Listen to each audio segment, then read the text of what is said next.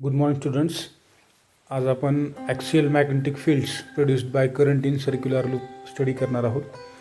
याच्या अगोदर आपण पाहिलं की near the current carrying wire असेल किंवा एक समजा सर्क्युलर शेपमध्ये बेंड असणार करंट कॅरिंग वायर आहे किंवा आर्कच्या शेपमध्ये असणारं करंट कॅरिंग वायर आहे. त्याच्या सेंटरला मॅग्नेटिक फील्ड किती आहे किंवा मॅग्नेटिक फील्डचे इंडक्शन किती आहे ते आपण स्टडी केलं, किंवा करंट कॅरिंग वायरच्या near at particular distance magnetic induction किती आहे ते आपण स्टडी केलं. आज आपल्याला सेम एक करंट कॅरिंग सर्क्युलर वायर आहे किंवा एक सर्क्युलर लूप आहे. तर त्या लूपच्या ॲक्सिसच्या अलॉंग, आता प्रत्येक लूपचा ॲक्सिस म्हणजे काय, तर सर्कलचा ॲक्सिस जो त्याच्या सेंटरमधून पास होतो आणि त्याच्या प्लेनला परपेंडिक्युलर असतो, अशा ॲक्सिसच्या अलॉंग त्या ठिकाणी असणारे जे मॅग्नेटिक इंडक्शन आहे ॲट एनी डिस्टन्स, ते आपल्याला काय करायचे आज, त्यासाठीचे इक्वेशन आज आपल्याला डिराईव्ह करायचे किंवा ते आज आपण स्टडी करणार आहोत. बघा काय काय याच्यामध्ये, परत एक वेळेस सांगतो मी काय करायचं आपल्याला. We have to obtain the magnetic field due to current in circular loop at different points along its axis. That is, हे एक सर्कल आहे, म्हणजे याचा अर्थ हे एक सर्क्युलर वायर आहे किंवा एक लूप आहे. याच्यामधून पर्टिक्युलर डायरेक्शनला इलेक्ट्रिक करंट फ्लो होतो आहे असं आपण स्टडी केलं. समजा अँटी क्लॉकवाईज डायरेक्शनला इलेक्ट्रिक करंट फ्लो होतो आहे असं आपण या ठिकाणी स्टडी केलं.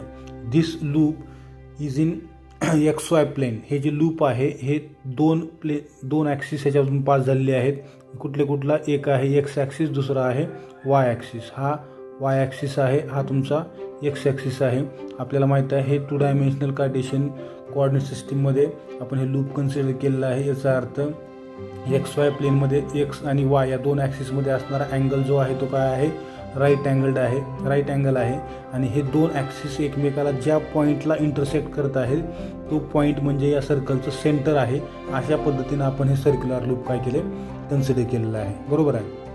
आता झेड ॲक्सिस जो येणार आहे तो कसा असेल, तर या एक्स वाय प्लेनला परपेंडिक्युलर आणि बरोबर सर्कलच्या सेंटरमधून पास झालेला असेल. तो आपण या ठिकाणी कन्सिडर केला वरच्या बाजूला हा व्हर्टिकल हा झेड ॲक्सिस. बरोबर आहे. तर या सर्कलची रेडियस जी आहे ती समजा आपण कॅपिटल आर कन्सिडर केली. या सर्कलची रेडियस जी आहे ती आपण काय कन्सिडर केली, कॅपिटल आर. याच्यामधून फ्लो होणारा जो करंट आहे तो कसा फ्लो होतोय, अँटी क्लॉकवाईज डायरेक्शनला. मग आता इथं आपल्याला काय करायचं की हे जे सर्क्युलर लूप आहे किंवा आपण याच्या अगोदर पाहिलं वायर असेल किंवा कुठल्याही शेपचं वायर असेल, ते प्रत्येक वायर कशापासून तयार झालेलं आहे, लार्ज नंबर ऑफ स्मॉल एलिमेंट्सपासून, आणि ज्या प्रत्येक एलिमेंटची लेंथ किती आहे, DL आहे. बरोबर आहे. तसं हे जे सर्क्युलर लूप आहे हे सर्क्युलर लूप देखील नंबर ऑफ एलिमेंट्सपासून तयार झालेलं आहे. म्हणजे या सर्कलच्या प्रत्येक पॉईंटला एक स्मॉल एलिमेंट आहे आणि त्या एलिमेंटची लेंथ ही किती आहे, वेक्टर DL आहे. तसं आपण या ठिकाणी एक पॉईंट कन्सिडर केला किंवा एक एलिमेंट कन्सिडर केला ज्या एलिमेंटची लेंथ वेक्टर DL आहे असं आपण कन्सिडर केलं. आता याच्या डायमेट्रिकली अपोजिट साईडला म्हणजे इथं पण एक एलिमेंट असणार. तुम्ही इथं समजा कन्सिडर केला, त्याच्या डायमेट्रिकली अपोजिट म्हणजे इथं पण एक एलिमेंट असणार. असे प्रत्येक एलिमेंट्स, म्हणजे इथं आपल्याला काय म्हणता येईल की इवन नंबर ऑफ एलिमेंट्स आपण या ठिकाणी काय केलेत, कन्सिडर केलेले आहेत. म्हणजे याचा अर्थ प्रत्येक एलिमेंटच्या समोर एक एलिमेंट आपल्याला पाहायला मिळेल. ज्या प्रत्येक एलिमेंटची लेंथ किती आहे, वेक्टर DL. याच्यामधून फ्लो होणारा जो करंट आहे, या वायर लूपमधून फ्लो होणारा जो इलेक्ट्रिक करंट आहे तो कॅपिटल I आहे असं आपण कन्सिडर केलं. म्हणजे हा तुमचा काय झाला, करंट एलिमेंट. मग आता आपल्याला करायचं काय ॲक्च्युअल फाइंड आउट, तर या एंटायर करंट कॅरिंग सर्क्युलर लूपमुळं जी मॅग्नेटिक फील्ड डेव्हलप झालेली आहे त्या मॅग्नेटिक फील्डची स्ट्रेंथ म्हणजेच magnetic induction along Z axis at any point, कुठल्याही पॉईंटला झेड ॲक्सिसला या एंटायर मॅग्नेटिक फील्ड एंटायर लूपच्या मॅग्नेटिक फील्डचं मॅग्नेटिक इंडक्शन किती आहे ते फाइंड आउट करण्यासाठीचं आपल्याला एक जनरल एक्सप्रेशन काय करायचे, डिराईव्ह करायचे. म्हणजे याचा अर्थ O या पॉईंटपासून अलॉंग द झेड ॲक्सिस कुठल्याही पॉईंटला या करंट कॅरिंग वायरनं किती मॅग्नेटिक फील्ड डेव्हलप केली त्याचं इंडक्शन आपल्याला काय करायचे, आज स्टडी करायचं आहे. मग त्यासाठी आपण काय काय कन्सिडर केलं, सुरुवातीला एक करंट कॅरिंग लूप आहे सर्क्युलर शेपमध्ये, ते एक्स वाय प्लेनमध्ये ठेवलेलं आहे. आपण एक्स वाय प्लेनमध्ये एक्स आणि वाय ॲक्सिस ज्या ठिकाणी इंटरसेक्ट होतात एकमेकाला, तो पॉईंट ऑफ इंटरसेक्शन म्हणजे या सर्क्युलर लूपचा सेंटर आहे. आणि त्याच सेंटरपासून व्हर्टिकली अपवर्ड डायरेक्शनला झेड ॲक्सिस आहे. आणि झेड ॲक्सिसवरती आपण कुठंतरी एक P पॉईंट चॉईस केला झेड डिस्टन्सला. तर हा एक आपण कन्सिडर केलेला पॉईंट आहे. हा पी म्हणजे कुठला पॉईंट, एनी पॉईंट. पी म्हणजे कुठला पॉईंट, एनी पॉईंट. याचा अर्थ तुम्ही पी इथंच घ्यावा असं काय नाही, इथं घेऊ शकता, इथं घेऊ शकता, इथं घेऊ शकता, कारण zed is equal to 0 to n. म्हणजे याचा अर्थ तुम्ही झेडची जी मॅग्निट्यूड आहे किंवा व्हॅल्यू आहे ती 0 पासून n पर्यंत काही घेऊ शकता. त्यासाठी आपल्याला एक जनरल एक्सप्रेशन डिराईव्ह करायचं आहे, बरोबर आहे. मग आता इथं आपण एक काय केलं, एक पी पॉईंट चॉईस केला. पी या पॉईंटला या एंटायर करंट कॅरिंग लूपचं मॅग्नेटिक फील्ड किंवा मॅग्नेटिक इंडक्शन किती आहे ते आपल्याला या ठिकाणी फाइंड आउट करायचं आहे. परत मी काय केलं बघा, पी हा पॉईंट मी जॉईन केला कुठं, to the centre of element of length vector D l. याला नाव दिलं आपण वेक्टर आर. याची मॅग्निट्यूड फक्त आर असेल. वेक्टर आर हा काय दाखवतो आपल्याला, तर वेक्टर आर हा दोघांमधलं डिस्टन्स दाखवतो आणि डायरेक्शन ऑफ पॉईंट पी दाखवत आहे from that current element or that element of length vector D L. D एलच्या सेंटरपासून या पॉईंट पीला जॉईन करणारा एक आपण वेक्टर किंवा एक लाईन ड्रॉ केली, ज्याला आपण वेक्टर आर असं नाव दिलं. वेक्टर आर आणि वेक्टर डी एल हे दोन्ही पण कसे आहेत, एकमेकाला राईट अँगल्ड आहेत किंवा परपेंडिक्युलर आहेत. बघा तुम्ही जर हे फक्त एवढी बाजूला बाहेर काढली तर तुम्हाला असं दिसेल, हा तुमचा करंट एलिमेंट डी एल आणि हा तुमचा वेक्टर आर असेल. हा वेक्टर डी एल आणि हा वेक्टर आर आहे. या दोघांच्या मधला जो अँगल आहे तो किती आहे, 90 डिग्री आहे, बरोबर आहे. त्याच्यामुळं त्या ठिकाणी दोघांचा येणारा जो डॉट प्रोडक्ट आहे तो काय येईल, फक्त डी एल डॉट आर येईल. ते आपण पुढे बघणार आहोत. पण आपल्याला सध्या एवढं माहीत असलं पाहिजे की आपण काय करणार आहोत, अगोदर फक्त एका एलिमेंटमुळं पॉईंट पीला मॅग्नेटिक इंडक्शन किती आहे ते फाइंड आउट करणार आहोत. आणि नंतर मग असे जे काही एलिमेंट्स आहेत सर्वच्या सर्व एलिमेंट्सचं काय करायचं, आपल्याला ॲडिशन करायचं आहे. अगोदर फक्त आपण एका एलिमेंटसाठी बघत आहोत. मग हा जो एलिमेंट आहे डी एल, ज्याच्यामधून इलेक्ट्रिक करंट फ्लो झाल्यामुळं जी काय मॅग्नेटिक फील्ड डेव्हलप झालेली आहे त्या मॅग्नेटिक फील्डची स्ट्रेंथ या पॉईंटला किती आहे, तर अकॉर्डिंग टू बायोट-सॅवर्ट लॉ आपण काय लिहितो, बायोट-सॅवर्ट लॉ काय सांगतो की magnetic field dB due to that infinitesimally small current element is given by dB is equal to mu naught I divided by 4 pi into vector dl cross vector r divided by r cube. हे आपल्याला माहीत आहे, बरोबर आहे. ह्याला समजा आपण equation number 1 दिलं. आता याच्यानंतर आपल्याला माहीत आहे की आर जो आहे, हा जो आर आहे हा काय आहे, एका राईट अँगल ट्रायंगलची डायगोनल आहे. काय आहे, हा राईट अँगल ट्रायंगलची डायगोनल. हा जो अँगल आहे हा काय आहे, angle made by vector r with y axis, हा थिटा आहे, बरोबर आहे.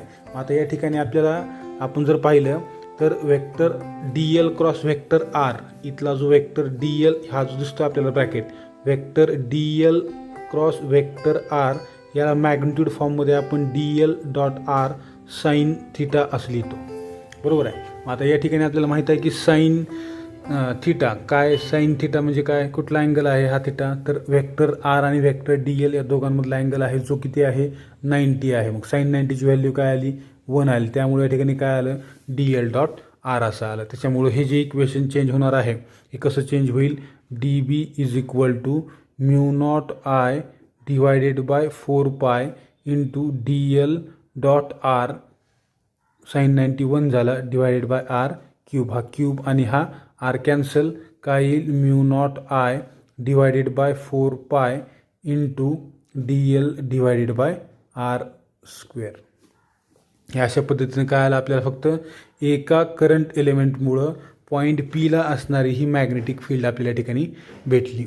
आता याच्यामध्ये एक व्हॅरिएशन होते. काय होते की आर जो आहे, आर ही एक डायगोनल आहे, इथं आर स्क्वेअर आला आहे, बरोबर आहे. आर स्क्वेअरची व्हॅल्यू आपण इथं ठेवू शकतो किंवा आर स्क्वेअरला रिप्लेस करू शकतो आपण कशानं, z square plus capital r square. का बरं, height square plus base square, बरोबर आहे. आर हा पायथागोरस थेरम आहे.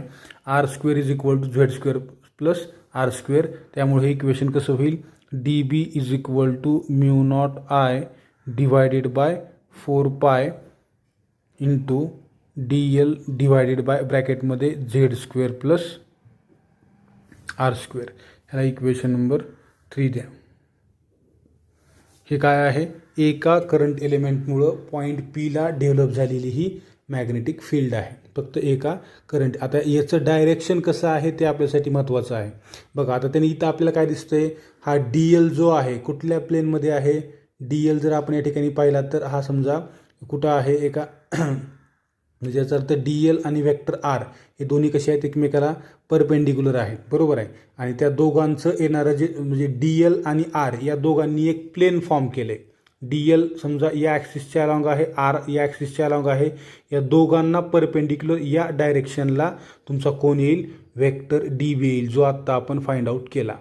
जो कसा आहे या ठिकाणी पाहिलं तर टिल्टेड आहे, त्याच्यामुळं काय होईल, तो यायला पाहिजे होता या ॲक्सिसच्या अलॉंग, परंतु आला कुठं, या ॲक्सिसच्या अलॉंग. म्हणजे याचा अर्थ तो ओरिजिनलपासून डेव्हिएट झाला. म्हणजे याचा अर्थ हा स्प्लिट झाला दोन कंपोनंटमध्ये. एक असेल तुमचा हॉरिझॉन्टल कंपोनंट म्हणजे याचा अर्थ DB टँजेन्शियल, आणि दुसरा आहे हा DBZ. आता त्यांनी इथं आपल्याला नाव दिले DBZ आणि DB टँजेन्शियल, म्हणजे याचा अर्थ व्हर्टिकल कंपोनंट जो आहे, व्हर्टिकल तुम्हाला इथं काढून दाखवतो, हा DBZ तुमचा इथला DBZ म्हणजे DB cos theta, cos component आहे. हा तुमचा ॲक्च्युअल DB आहे जो डेव्हिएट झाला आहे थिटा एवढ्या अँगलनं इथल्याच, आणि इकडं काय आहे DB साईन थिटा.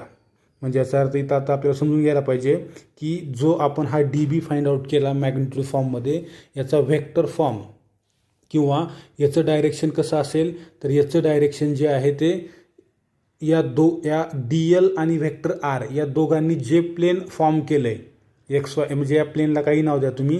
इथं दिसतं आपल्याला हा एक ॲक्सिस आहे आणि त्याच्या हा एक ॲक्सिस आहे, हे दोन्ही एकमेकाला राईट अँगल्ड आहेत.